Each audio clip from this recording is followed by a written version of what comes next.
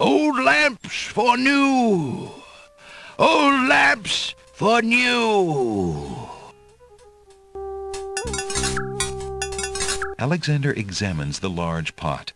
It's currently empty, but a few scraps in the bottom indicate that it is used as a dump site on occasion.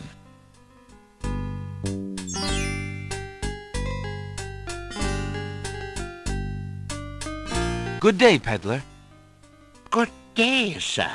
If you would like to get one of my fine new lamps, I'll need an old lamp in trade. Isn't it a rather bad business? Taking old lamps and giving new lamps in exchange? Well, there's always a chance that I'll find a genie. If I had a genie, well, I'd be richer than a king. Besides, there's always a roaring business in antique luminaries.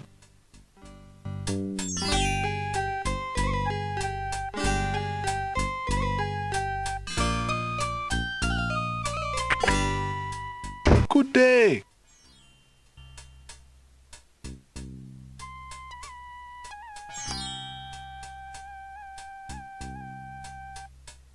I have this copper coin. Is it of any value to you at all? Most interesting. I have never seen a Daventry coin before, but it is copper genuine enough. I might even find a buyer who is interested in foreign currency.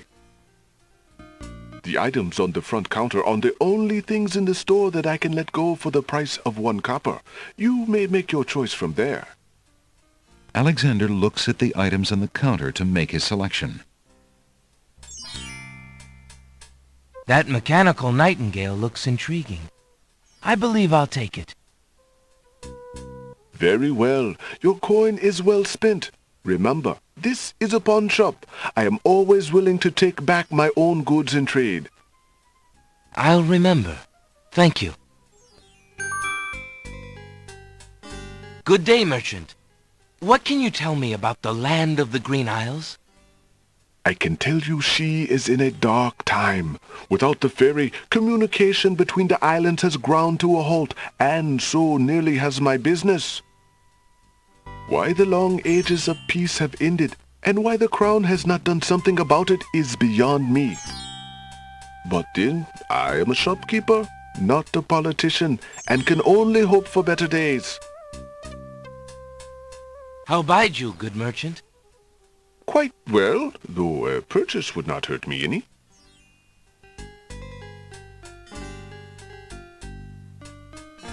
An elegant little glass dish decorates the countertop. The dish is full of green mints offered for the enjoyment of the customer. Alexander takes a mint.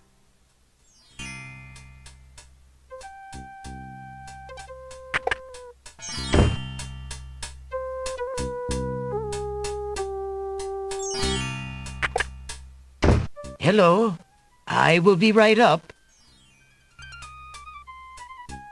Now, what can I do for you?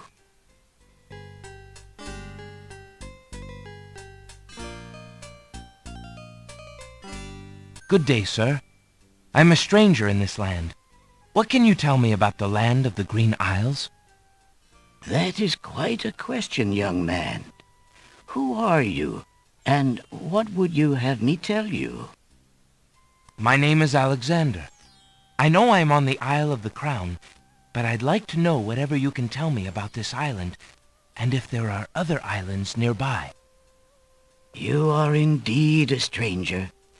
Anxious is the man who knows not the customs of the land beneath his feet. This island is called the Isle of the Crown, because the royal family's castle is here. Besides the castle, we also have this village, and the docks over to the west. There are at least 3 other islands: the Isle of the Sacred Mountain, the Isle of the Beast, and the Isle of Wonder. At least 3? Does no one know for certain? This is no ordinary land, Alexander. The land of the Green Isles has always been a place of vague boundaries, as if islands come and go. Legend speaks of a fourth island, an isle shrouded in mists. I myself have never seen it. Then, too, the land of the Green Isles is said to exist on the boundaries of this world and the next. Even darker places are reputed to be closer here than anywhere else in the world. That's quite a claim. Claim, yes, but probably just local superstition. We who live here on the Isle of the Crown, at least, sleep well enough at night. Those first 3 islands you mentioned, how might I learn more about them?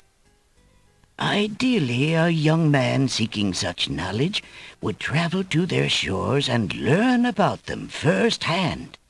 Meeting the leaders of each place would be helpful, naturally. Unfortunately, the ferry no longer runs between the islands.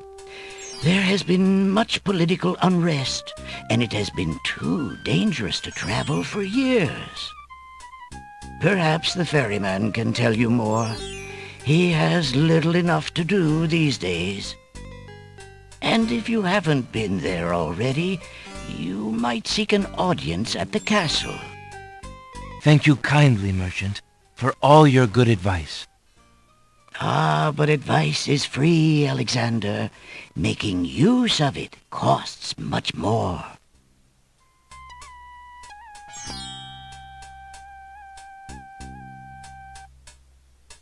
How much for that book on the counter, merchant? It is a fine book, is it not? I obtained it from the estate of the one and only magician this kingdom has ever had. Poofed himself into an aardvark in the end, or so I heard.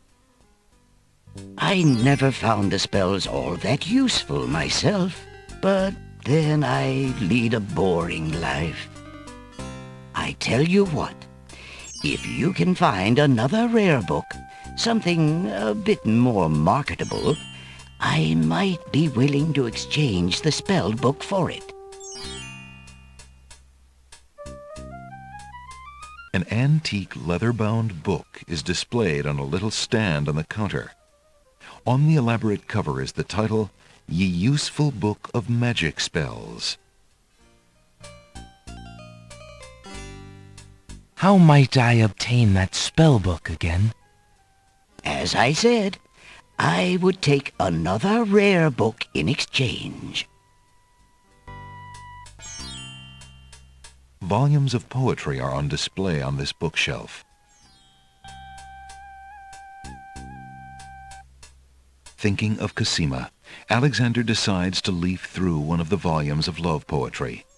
He reads, Thy hair, thy lips, thy beauteous face, and all thy studied female grace have won for thee anon a place within this broken breast.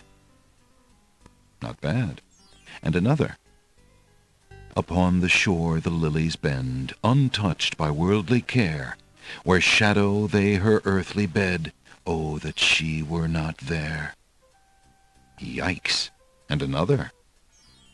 What was it when I looked at you? What power has chained me through and through, and binds my heart with links so tight I cannot live without the sight of you? What nameless thing has captured me, and made me powerless to flee? What thing is it without a name that brings my mind e'er back the same to thee? The name of love cannot apply. Its commonness does not decry the haunted, hunted, painful cry that my heart makes for you, that e'er my soul eternal makes for you. A little close to home, that one.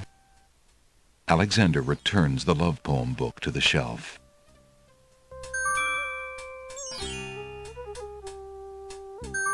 Alexander picks up the fallen page. It's the love poem he particularly liked. It must have fallen out of the poetry book. I see that old volume has lost another page. You may keep it if you like, sir. I have glued the stubborn thing back in place 2 times already. I do rather like it. Thank you, merchant.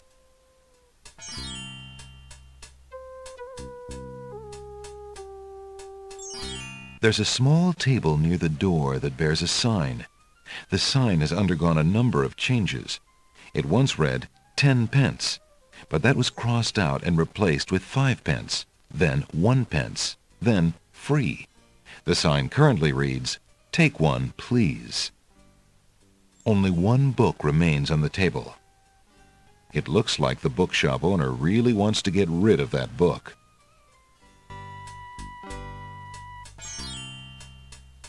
Alexander picks up the book from the small table. Oh, yes, please, take that book. You have my most humble thanks for doing so, good sir. Really? Thanks.